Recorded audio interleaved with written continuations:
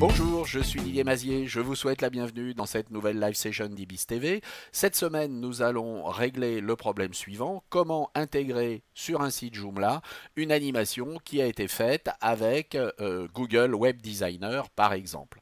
Nous allons procéder avec un iframe, un iframe en français, et nous allons le faire avec un éditeur de texte qui est JCE parce que en général tout le monde travaille avec JCE. Donc commençons par voir comment préparer les fichiers avec Google Web Designer.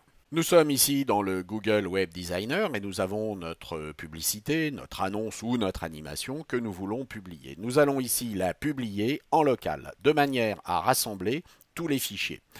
Ces fichiers, nous allons les rassembler dans un dossier. Nous n'allons pas donner le même nom à notre dossier. Nous allons ajouter derrière publier de manière à ce qu'il n'y ait pas d'ambiguïté sur les noms. Une fois que c'est publié, si nous allons voir ce qui se passe au niveau du Finder, vous voyez que dans le dossier, nous avons absolument tout ce qu'il nous faut, c'est-à-dire les images, les JavaScript, etc. Et c'est ce dossier que nous allons envoyer sur notre serveur et c'est ce fichier vers lequel nous allons faire pointer notre iframe. Donc premièrement, envoyons nos fichiers sur notre serveur. Avec FileZilla, je vais ici placer ce dossier au premier niveau de mon site.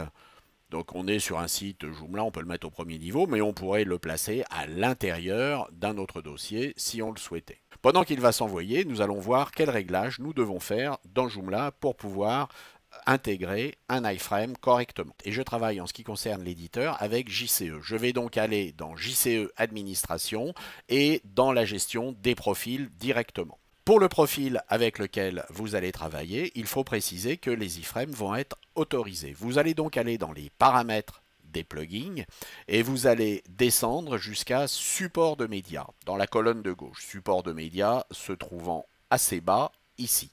Et lorsque vous serez sur support de médias, vous préciserez que vous autorisez ici les iframes. Vous allez pouvoir bien entendu insérer vos iframes avec du code source, mais vous allez pouvoir également utiliser un des plugins de JCE. La totalité des plugins de JCE doit coûter autour des 30 $, ce qui est vraiment très peu pour l'avantage que vous allez en retirer. Donc sur le site JCE, vous allez pouvoir directement télécharger et installer le plugin qui correspond à l'insertion des iframes. Sur JCE se fait de façon extrêmement simple. On va voir comment installer ici un complément.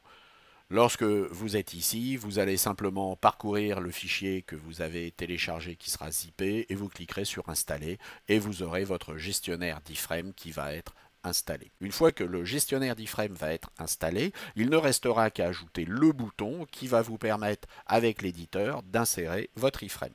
Pour installer ce gestionnaire d'iframe, il va falloir le faire également dans votre profil JCE.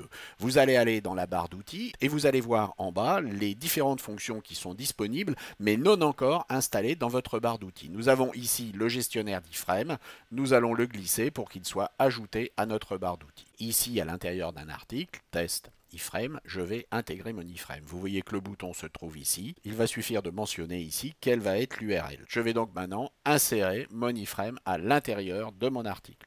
Revenons sur notre site et vous voyez qu'ici notre iframe a bien été inséré à l'intérieur d'un article et que tout va fonctionner. Bien entendu ici, je l'ai fait très vite, donc je n'ai pas réglé l'iframe. Il va donc falloir que dans les dimensions, nous mettions 160 pixels par 600 pixels, et puis nous allons demander à ne pas avoir d'ascenseur.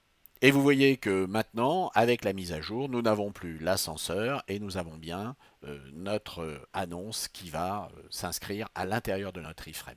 Il faut cependant que vous compreniez une chose, c'est que nous ne serons pas forcément ici sur quelque chose qui sera toujours responsif. Il va falloir, lorsque vous voulez insérer des iframes responsifs, peut-être vous tourner vers d'autres types de plugins qui vont vous permettre de le faire. Mais on a quand même déjà une bonne base pour des sites web. J'espère que tout cela vous a intéressé et puis je vous dis à très bientôt. Au revoir.